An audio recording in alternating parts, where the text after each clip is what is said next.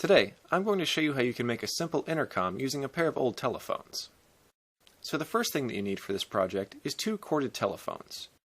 The phones contain all the circuitry necessary for processing and transmitting a voice call.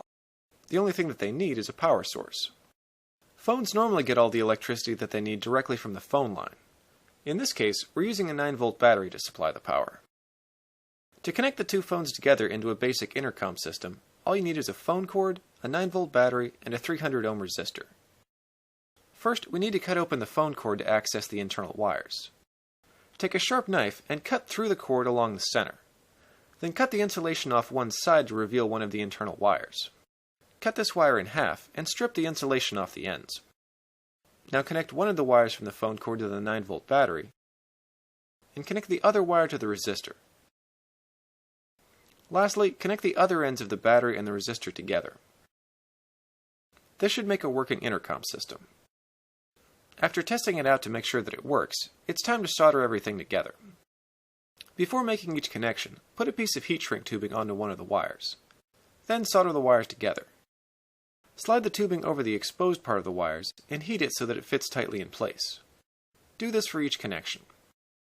To keep all the parts together neatly, I put them in a 3x2 plastic project enclosure. You just need to cut a slot in the side of the enclosure for the phone cord. Hold the cord up to the edge of the box and mark the outline. Then using a sharp knife, cut a slot in both ends of the top and bottom pieces of the enclosure. Now carefully fit all the parts into the housing and close it up. Plug the phone cord into both phones and your intercom is done. When you speak into one phone, the person at the other phone should hear you clearly. With a typical 9-volt battery, you should get about 20 to 30 hours of use out of the intercom. If you'd like to make this project a more permanent intercom system, you can replace the battery with an AC power adapter.